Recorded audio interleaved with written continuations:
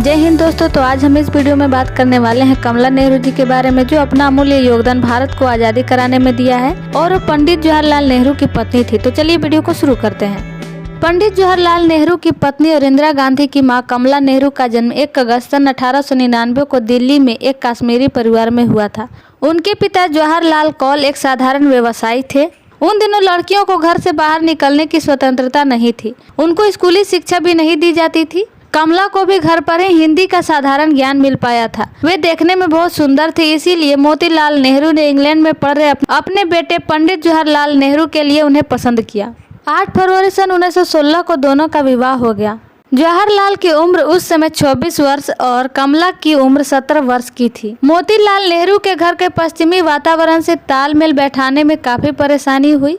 वो अंग्रेजी भाषा नहीं जानती थी, इसीलिए जैसा कि जवाहरलाल जी ने स्वयं लिखा है, उन दोनों में भी आरंभ में कम पड़ती थी। लेकिन कमला जी ने भारतीय आचार विचार को छोड़े बिना नेहरू जी के राजनीतिक कार्यों में रुचि लेना और सक्रिय सहयोग आरंभ किया। इससे दोनों के संबंध मधुर हो गए थे। कमला जी ने स्वतंत्रता संग्राम में और महिला जागरण तथा स्वदेशी के प्रचार में सक्रिय भाग लिया। एक समय तो सब नेताओं के जेल में बंद हो जाने पर उन्होंने पूरे प्रदेश में कांग्रेस का नेतृत्व किया। ब्रिटिश लेखिका कैथरीन फ्रांसिस ने अपनी पुस्तक Indira the life of Indira Nehru Gandhi में लिखा कि दिल्ली के परंपरावादी हिंदू ब्राह्मण परिवार से संबंध रखने वाली हिंदू संस्कार कमला नेहरू के चरित्र का एक प्रमुख हिस्सा थे। लेकिन पश्चिमी परिवेश वाले नेहरू खानदान में उन्हें एकदम विपरीत माहौल मिला, जिससे वह खुद को अलग थलग महसूस करती रही। उनकी बेटी तथा देश की पहली प्रधानमंत्री इंदिरा गांधी के जीवन पर पुस्तकें लिखने वाले लेखकों ने अपनी पुस्तकों में इस बात का प्रमुखता से उल्लेख किया है कि कमला नेहरू की धार्मिक भावनाओं को नेहरू खानदान में समझा नहीं गया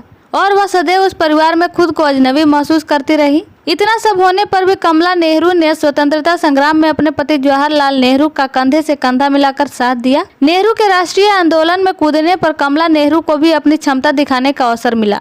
कमला का जन्म जवाहरमल और राजपति कौल के यहाँ हुआ था। वे अपने भाई बहनों में सबसे बड़ी थी।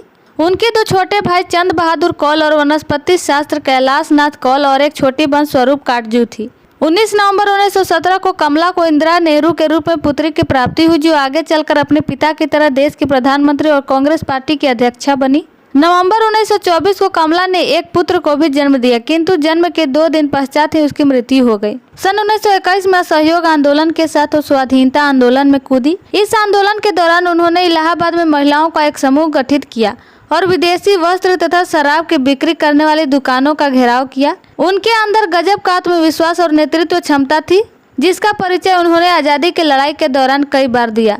एक बार जब पंडित जवाहरलाल नेहरू को सरकार विरोधी भाषण देने के आरोप में गिरफ्तार किया तो कमला नेहरू ने आगे बढ़कर उस भाषण को पूरा किया। स्वाधीनता आंदोलन के दौरान अंग्रेजी सरकार ने उनकी गतिविधियों के लिए उन्हें 2 बार गिरफ्तार भी किया। जब गांधी जी ने 1930 के नमक सत्याग्रह के दौरान दांडी यात्रा की, तब कमला नेहरू ने भी सत्याग्रह में भाग लिया। लेखक के नाते पहली चीज जिसे नेहरू जी मूल्यवान मानते हैं वह है इंसानी रिश्ता। इंसानी रिश्ते को राजनीति और अर्थशास्त्र की बहसों के बहाने नजरअंदाज नहीं करना चाहिए। खासकर पति पत्नी के संबंधों के बीच इंसानी रिश्तों का एहसास रहना चाहिए। नेहरू जी ने रेखांकित किया है कि भारत और चीन में इंसानी रिश्तों के एहसास को नजरअंदाज नहीं किया गया। यह हमारे पुरानी अक्लमंद तहजीब की देन है। इंसानी एहसास व्यक्ति में संतुलन और हम वजनीपन पैदा करता है।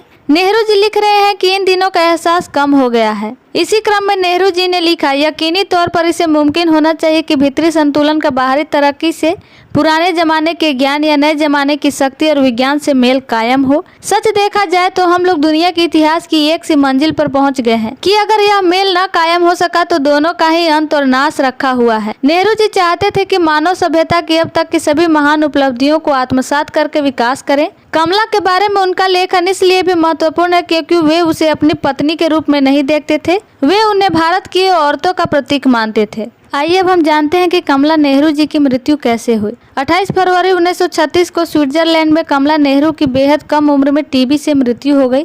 टीबी उस समय भयंकर बीमारी मानी जाती थी। उनके पति श्री पंडित जवाहरलाल नेहरू उस समय जेल में ही थे।